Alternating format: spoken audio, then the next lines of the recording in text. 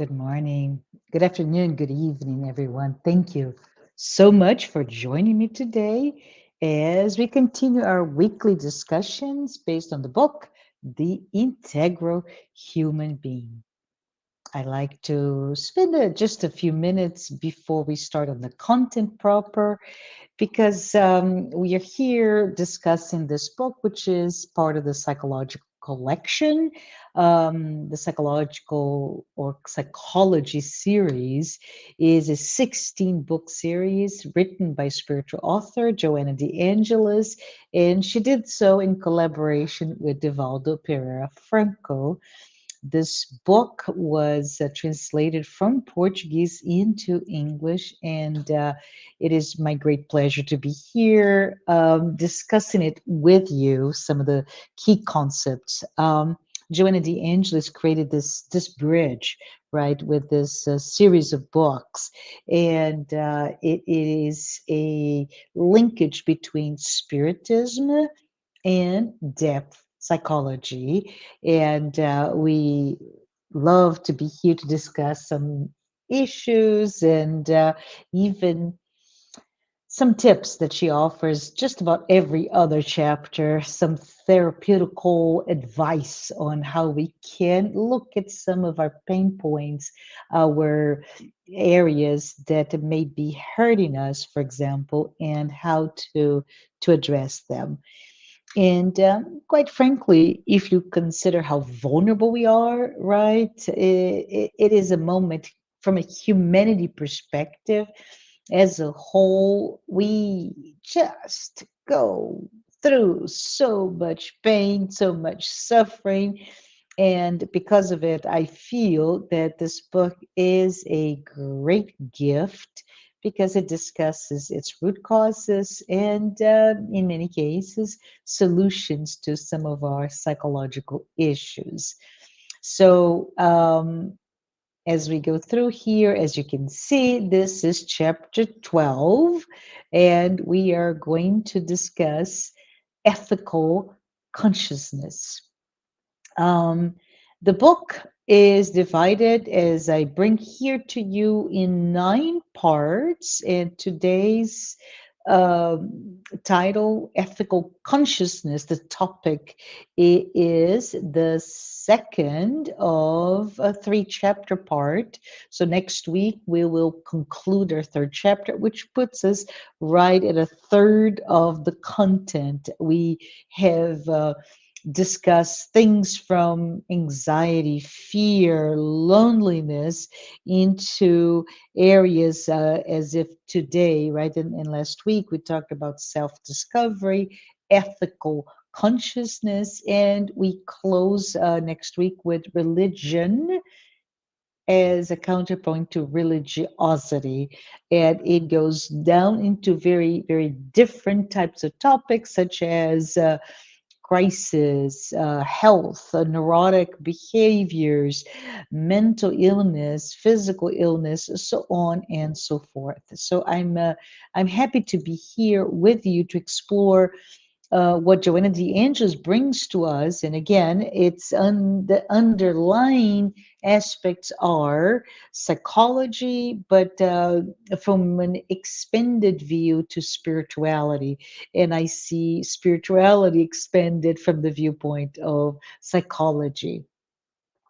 So let's start today talking about just we're going to break the information, the content in the next 25 minutes or so, when we start with creative, the concept of creative consciousness.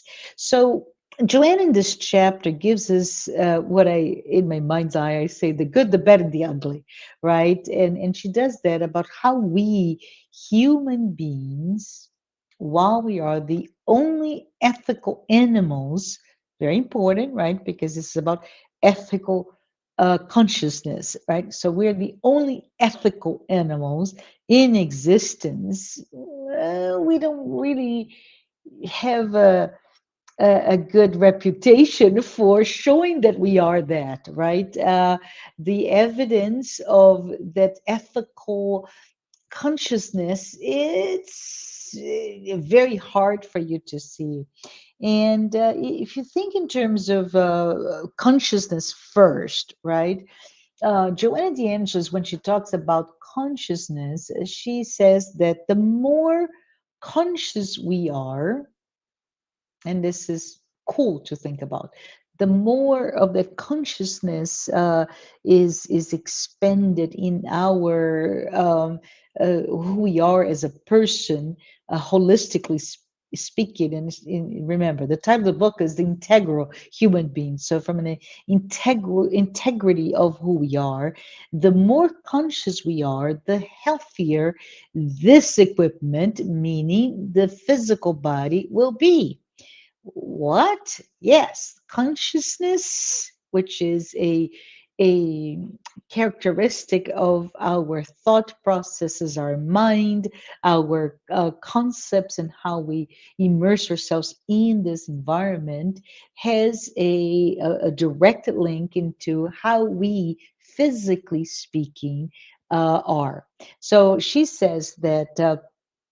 Um, and the more conscious we are, the healthier we are with the purpose of carrying out the tasks that are relevant for us, right? So on one hand, my thought goes straight to, as an immortal being, an immortal spirit living a corporeal existence. We, each incarnation, we create what we call a reincarnation plan. We have a plan, an objective to which we desire to fulfill while we're here. Maybe, for example, let's say it's not the case, but I'm going to interject my own journey. Being born in Brazil, finishing college, and my goal when I came to the US to live here so many years ago was to go to school for a very limited period of time and then return home to pursue my profession. That was my plan. Some other people had other plans to maybe come here, and I know many people, Brazilian or otherwise, that may have come, for example, to, I don't know, to England, to the U.S., to any other places, just to learn English, right? So it's a purpose for while we're undergoing certain day-to-day activities. And but then she says it's more than that. It's more than what I'm going to accomplish where I'm living. It's really what, at every level, what is our task or tasks plural, what are they? And those go into correlation with being healthy, and able to fulfill those tasks, and those are directly linked to our consciousness. Well, from the perspective of what we are or what we think, Joanna, explains that, just simply put, healthy and positive, uplifting thoughts, right? So we're in the zone. Those thoughts, they flow through our bloodstream, and they will impact us at a very, cellular level. Physically, if you think about it, we achieve harmony in the rhythm of our macro and micro processes.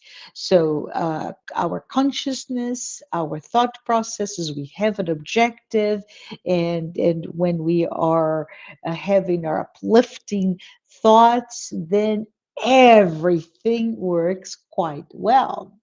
Now, it's only fair to say that the opposite also occurs, right? So, at the same time that we could be truly balanced, harmony, having a great life, and our physical body reflects that.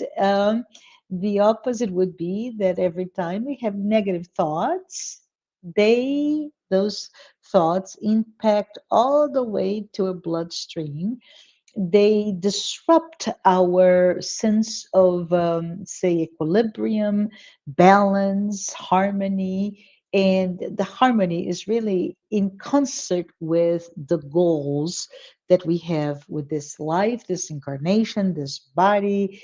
And we can keep breaking down, right?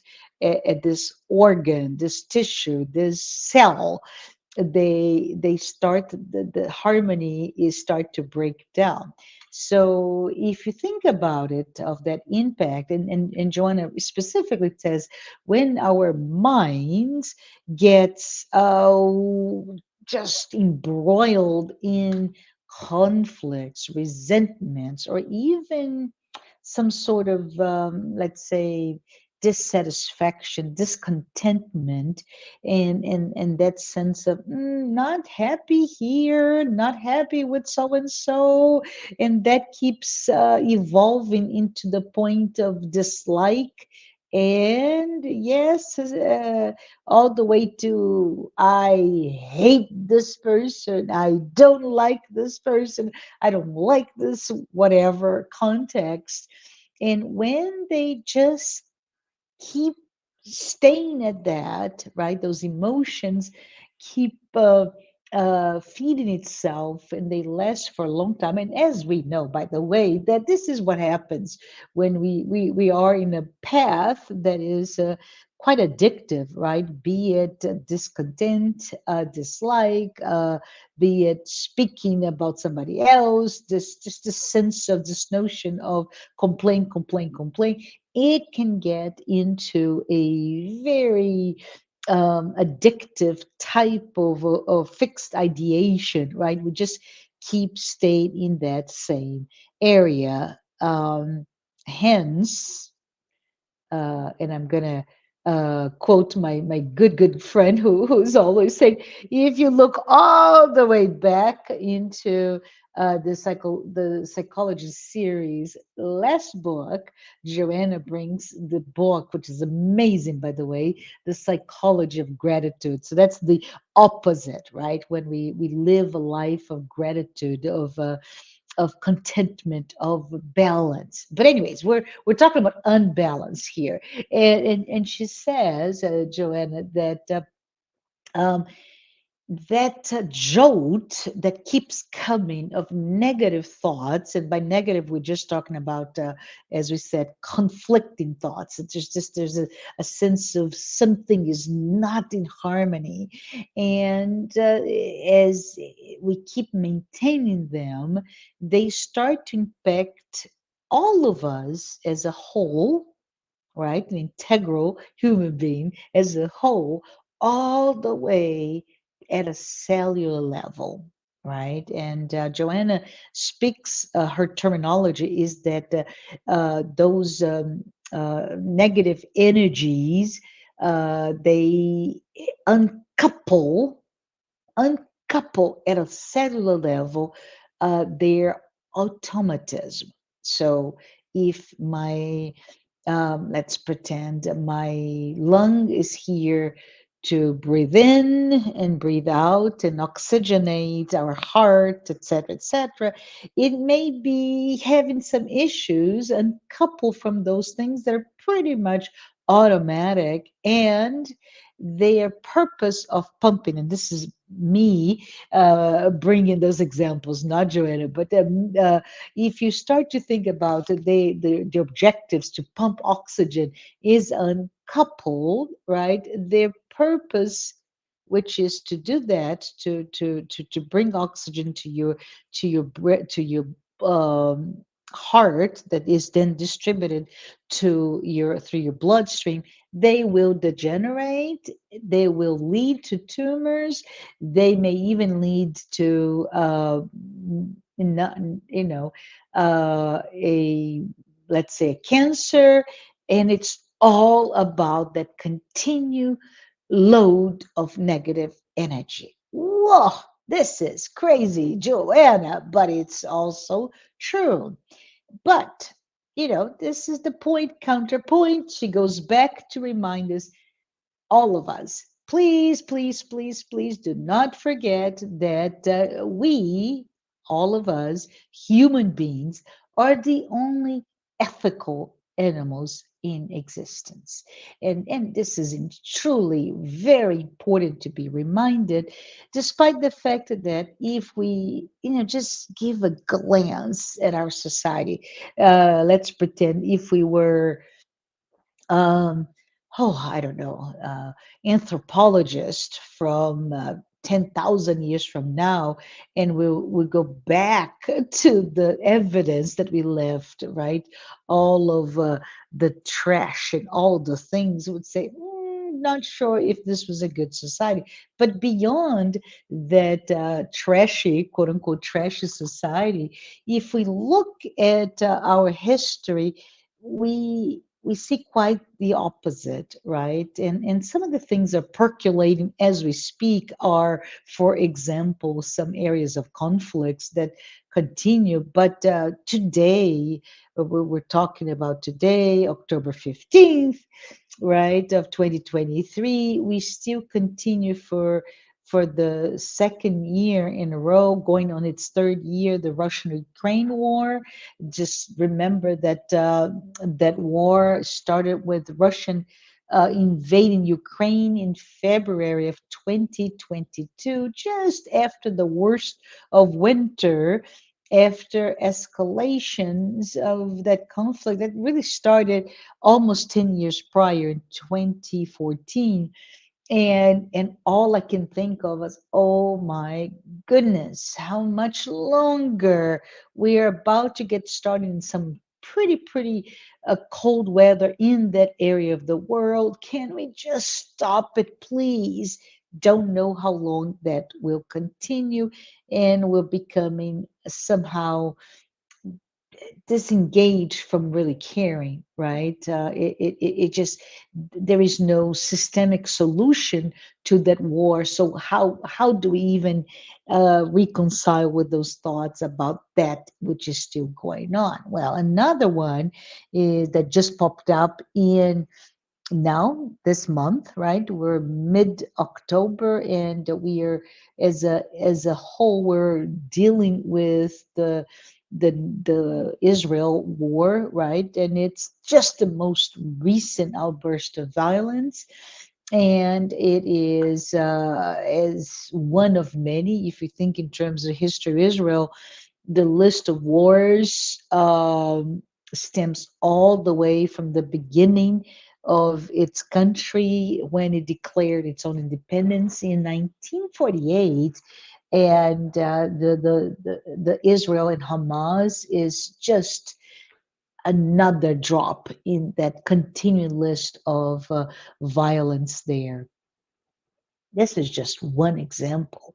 Another example that is percolating up really, really strong. It's not new, but it's just popping up a lot. Is the indifference for the value of life, and we're talking about a lot about abortion and human rights, the right of the fetus.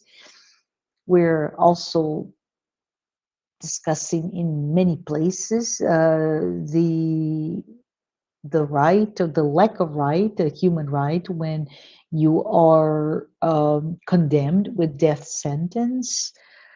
Homelessness, right? Homelessness is just an area that we see more and more individuals that are becoming invisible to society, degenerating alarmingly so, as they don't have a place, they don't have shelter, the basic human elements, right? The basic needs of a shelter and water and food.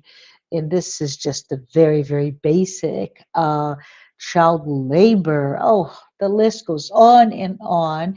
And it's just hard for us to see that if we are ethical animals, why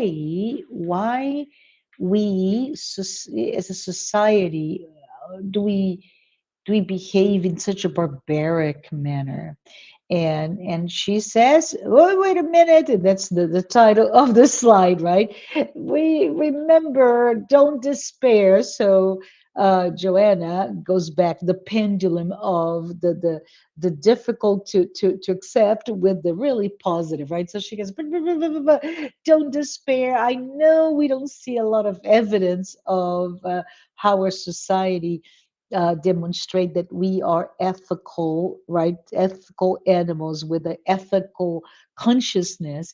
But she says that we are the only beings, the only beings that are capable of presenting what she calls the creative consciousness. And that to me is something that makes me quite happy to think about it, right?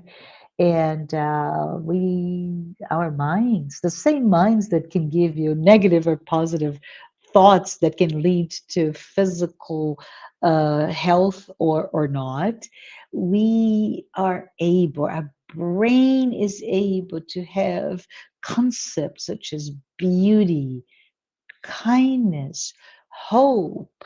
We have our goals, we have our ideals, and all of those are really the pathway to our own enlightenment. If I do a impromptu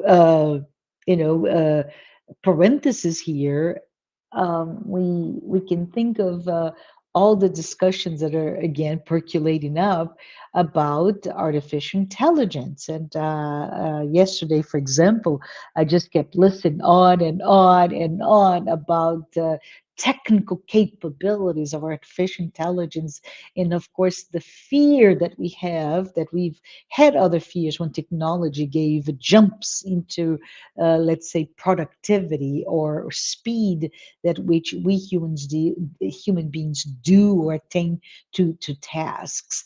And of course the fear is that we're going to lose control, that the Terminator in the 1980s movie series with Arnold Schwarzenegger, right, where he embodies this monster, this machine that comes to annihilate society. But she says, and I go through this parenthesis because I'm not sure that artificial intelligence can lead to the creation and identification and being moved by abstract thoughts such as beauty, kindness, and hope, right? When we are moved by poetry, when we are moved by just splashes of colors onto a canvas, when we're moved by the smile of a child. So this is what ethical consciousness is all about. And Joanna D'Angelo is telling us that it exists in each and every one of us as a potential. And that potential is there. And I would even call just like the sacred within, that God within, that spark of light, it's there in all of us. And it's just awaiting to be developed. I just love it. And if we go about it, we says, but Joanna, how do we do this? Do we just have that little what do we call the pilot flame in an oven, right? The old, the not the old. It's just I don't have a gas oven, so I don't do that anymore. But in the gas oven, not old, just different technology. Marcia, sorry for that. Just crazy thinking here. But you had the pilot flame that keeps there, and as we turn on the oven to feel it more, it's there, like, psh, and it's ready to warm the oven and cook. And it's this. She says it's there. It's inside of each one of us. And she then goes on into this whole chapter about the process of that we need to embark to be able to create, to augment, to really optimize all that we bring within us as the only animals, right? With that. And it's just the process of self discovery. Now, remember, we talked about it for the whole, I think it was a whole hour. We talked about self discovery, and it's one of the larger chapters of the book, by the way. So I recommend you reading it. It's quite interesting. It's, I believe, like 6 pages, whereas all the other chapters are range from 2 to 3 pages on, and it's quite awesome to see how she can be so dense in such a small number of pages to read, right? So, in any case, the process of self discovery for those who could not read or even watch the video last week is a journey that we find in ourselves, all the values that will stimulate our sense of freedom. Come again, Joanna? Yes. She says we go through, and it's a process, right? It doesn't just happens like this. We have to start to embark in this journey to discover within ourselves what's already there. And when we do this, it really, it just sparks, it just creates, stimulates us to feel free. And it's a freedom to do and live life. Remember talking earlier about harmony? In concert with what our purpose is. And that purpose is from a micro and macro level. So if we talk about the lung, right, and we know the lung, and this is, I don't know if this is a good example, but if the lung is there to bring air, what are we going to do with it? Are we going to, I don't know, live in a city where there's so much pollution, and we just go running in there to exercise, but we're breathing in polluted air? Don't know if this is a good example. Maybe a better example would be smoking, right, where we are damaging the tissue of a very delicate organ, yeah, of our bodies. But in any ways, it is as we go through and we are facing, confronting what is good, what is bad, then we look into the idea of having the freedom to live life at its supposed to do, in concert with all of our real goals. So back to the example, if you come from if you were to have come from a different country to the US, and your purpose was, for example, to learn English, do you learn English? Do you do everything to be able to acquire that skills, or do you go about and just have seek comfort of your home country, where there's a sense of nostalgia and comfort in there, and you go back to only speaking the language that you're familiar, because learning and speaking, becoming fluent of another language, another culture, is not so easy to do. So with that, it's interesting, because Joanna says, yeah, not so easy, right? Not so easy. We somehow are naturally unwilling to take risks. Yeah, right. We're that sense of preservation and survival is embedded, even though we don't see it. We also, in addition to not wanting to take risks, which, by the way, I'd love to ask you and every in myself, for all of us to start asking ourselves, maybe on a weekly basis or a monthly basis, what have I done that is the first time I'm doing it? Am I position ourselves as the brain of a child, for example, that is just creating new synapses by doing new things, uh, right? And when you do new things, there are inherent risks in the new things. Remember, We don't. We prefer the routine. We prefer to do what's already established. Therefore, we are not taking risks.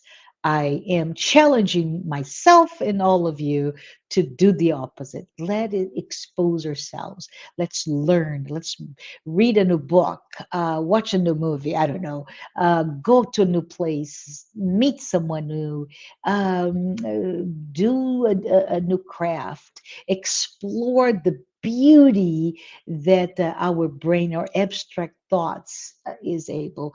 Read a poem, write a poem, be all that we are in our creativity, right? But before I close, I just wanted to say that Joanna counters the sense of self-discovery with the fact that we, as I said before, are naturally unwilling to take risks, and besides that sense of survival, she says, remember, everyone, we carry this baggage, right? That we carry this heavy load, not just a small backpack or purse, right? It's just baggage of memories, and those memories go back to our past lives or past experiences, and those experiences really pushes us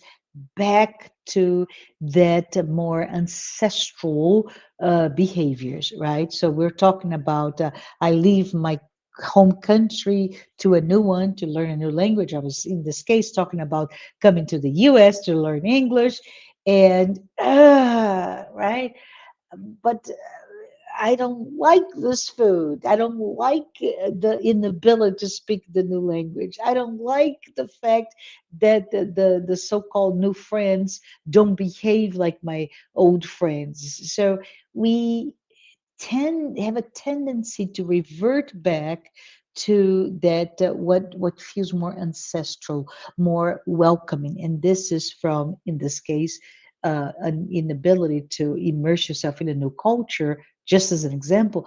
But at a lifetime, we're talking about going back to ancestral, right? And this is what she calls our atavistic heritage, right? Or atavic heritage.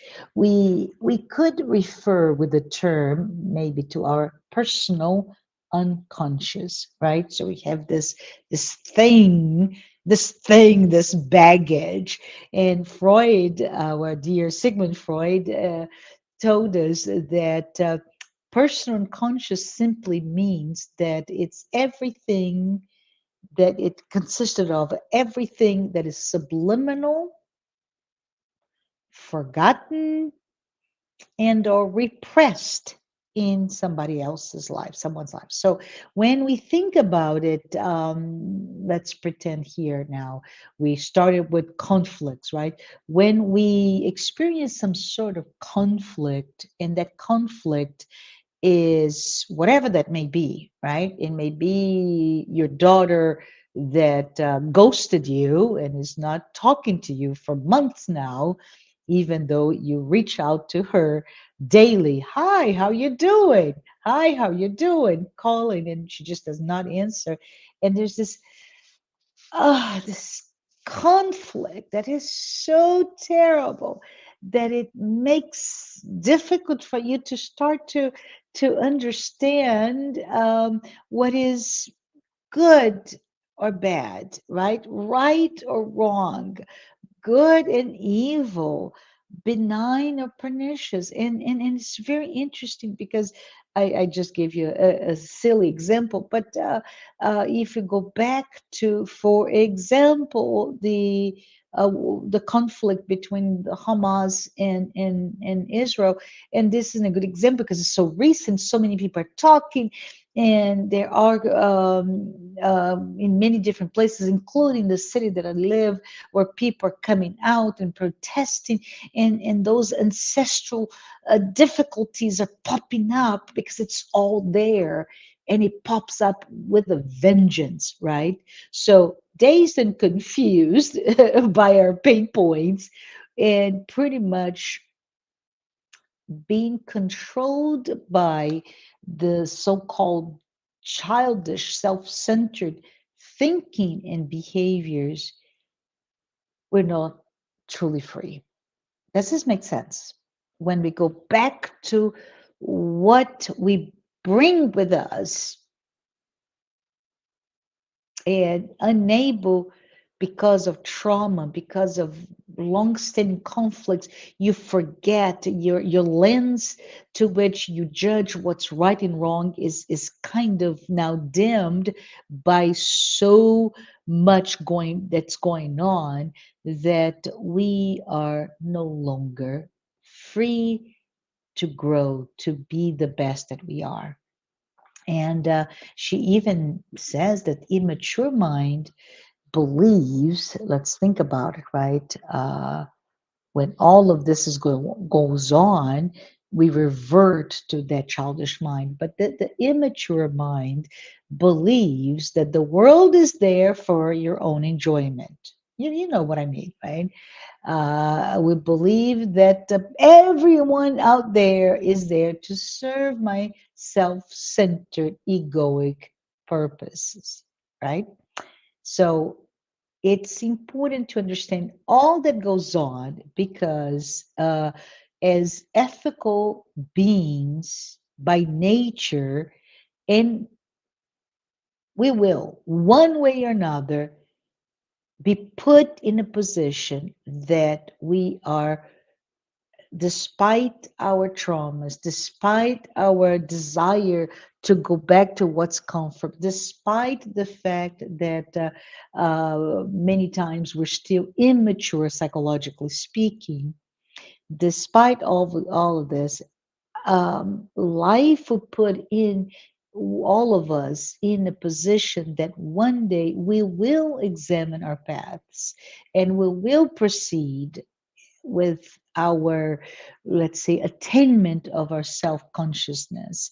And we will reorient ourselves into those indispensable, right? Those really fated ethical acquisitions. And what are they? As I close, this sense of self affirmation, introspection. She spends a lot of time in this chapter with introspection, that psychological maturity, the idea of self-worth in others. So I just wanted to take this time to say thank you. I really hope you can spend some time reading about this chapter. It is not long, right? And really understand their examples of amazing people that have attained that ethical consciousness. And she even gives us a few at the very end of the chapter, like Saint Vincent of Paul, right? I don't know if you know him, but he is known for his charity and compassion for all those that needed. She talked about Nietzsche, which is very funny to see as a reference for his own desire to become to talk about ethical consciousness.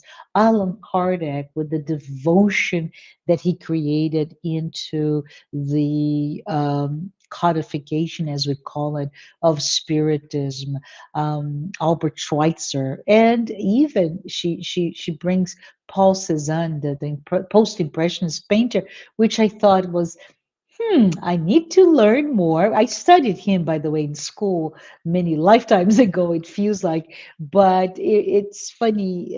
She brings Western figures, but men of the cloth, philosophers, and also painters, all of those that attained, according to Joanna, that sense of ethical, applied ethical conscience in what they've done in the interest of humanity.